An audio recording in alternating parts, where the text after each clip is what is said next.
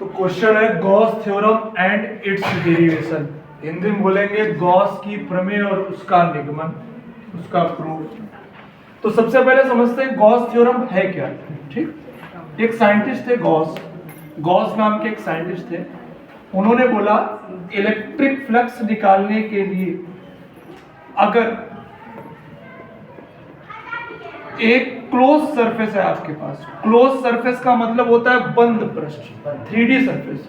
बंद पृष्ठ या क्लोज सरफेस का मतलब जितने भी 3D सरफेस है, लाइक घन यानी क्यूब, गोला यानी स्फीयर, वृत्त क्या 3D शेप है, वृत्त सर्कल, वो 3D शेप नहीं।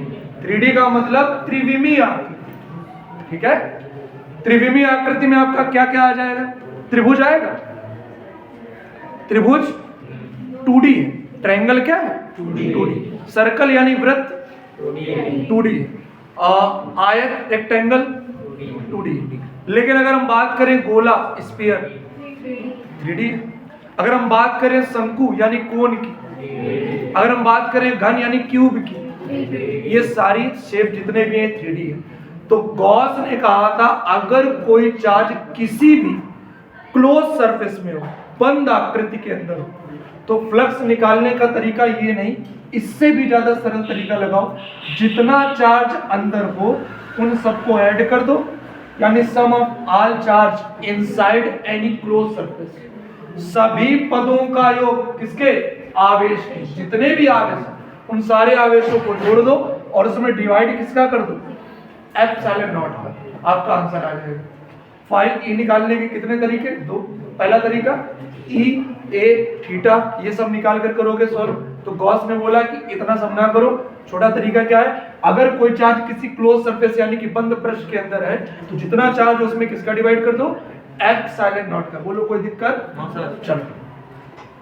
तो बच्चों कोई चार्ज है, ध्यान दो, चार्ज का नाम बताइए, प्लस क्यू। किस पॉइंट पर, इस प्लस क्यू चार्ज के चारों ओर हमने स्मॉल आर रेडियस, कितनी त्रिज्या, स्मॉल आर रेडियस या आर त्रिज्या के गोली यानी स्फेरिकल क्लोज सरफेस, बंद पृष्ठ की कल्पना कर ली। हम जिस सरफेस की कल्पना करते हैं उस सरफेस का नाम होता है गॉसियन सरफेस। हिंदी में बोलते हैं गॉसियन पृष्ठ। कौन सा पृष्ठ, यहां तक किसी को किसी प्रकार की समस्या और प्रॉब्लम बताओ। हमने क्या बोला, कोई चार्ज होगा, वो कैसे पृष्ठ में होगा, बंद पृष्ठ। कोई चार्ज होगा उसको क्लोज सरफेस पे रखेंगे। ठीक है, तो एक कोई चार्ज हमने लिया प्लस क्यू, किस पॉइंट पर है, उसके चारों ओर हमने स्मॉल आर रेडियस के एक स्फीयर को इमेजिन कर लिया, एक गोले को इमेजिन कर लिया। अब बताओ अगर हम आपसे पूछे कि इस पूरे गोले का एरिया कितना है, तो किसको पता है एरिया का फार्मूला, गोले के यानी स्फीयर के एरिया का फार्मूला 4 पाई। एरिया क्या होता है, तो हम कहते हैं इसमें स्मॉल पार्ट, ऐसे छोटे छोटे पार्ट ले लो, क्योंकि जब कभी भी 3D सरफेस होता है उसमें छोटे छोटे पार्ट लेते हैं, वो स्मॉल एरिया बताता है, तो इसका नाम हो जाएगा डीए। पूरे का एरिया है इतने पार्ट का। अच्छा, गॉस कहते हैं किसी क्लोज सरफेस से गुजरने वाला इलेक्ट्रिक फ्लक्स, कौन सा फ्लक्स, किसी बंद पृष्ठ से गुजरने वाला वैद्युत फ्लक्स, पृष्ठ द्वारा घेरे गए कुल आवेश, पृष्ठ द्वारा घेरे गए कुल आवेश, कुल आवेश को हमने ऐसे डिनोट कर दिया सिग्मा क्यू का कितने गुना होता है, का मतलब मल्टीप्लाई और 1 बाय एप्सिलॉन नॉट। इंग्लिश में से कैसे लिखोगे, according to Gauss law the total electric flux passing through any close surface is equal to the total charge equal to the 1 by epsilon naught times 1 by epsilon naught times of total charge inside surface। कहने का मतलब किसी बंद पृष्ठ से गुजरने वाला कौन सा फ्लक्स, वैद्युत फ्लक्स, पृष्ठ द्वारा घेरे गए कुल आवेश का कितने गुना होता है, उसी चीज को मैंने बोला 1 by epsilon naught times of total charge, यानी टोटल चार्ज का कितने गुना, 1 by epsilon naught times of total charge, पूरे चार्ज का 1/epsilon naught। बोलो हम लोग को ये लाना है, प्रूव करें, शुरू किया जाए। गॉस थ्योरम समझ में आई क्या होती है, चलो अब इसका प्रूफ देखिए। बच्चों यहाँ पर कभी भी स्मॉल एरिया की बात करते हैं तो उस पर एरिया वेक्टर खींचा जाता है, क्षेत्रफल सदिश। क्या खींचते हैं? और वो हमेशा किसी भी सरफेस पर आउटवर्ड डायरेक्शन में होता है, 3D सरफेस के लिए। तो बताइए यहाँ पर आउटवर्ड डायरेक्शन में ऐसे होगा, इसका नाम क्या हो जाएगा? Vector D. जैसे इसका नाम क्या है? डीए। डीए पर एरिया वेक्टर क्या होता है? Vector D. अच्छा एक बात और बताओ, किसी भी पॉइंट, जैसे इस पॉइंट का नाम हमने रखा P, किसी भी पॉइंट पर इलेक्ट्रिक फील्ड निकालनी, वहां पर क्या मानते हैं? बताओ, पॉजिटिव वाला ये प्लस वाला इस प्लस वाले को अट्रैक्ट करेगा कि रिपेल करेगा?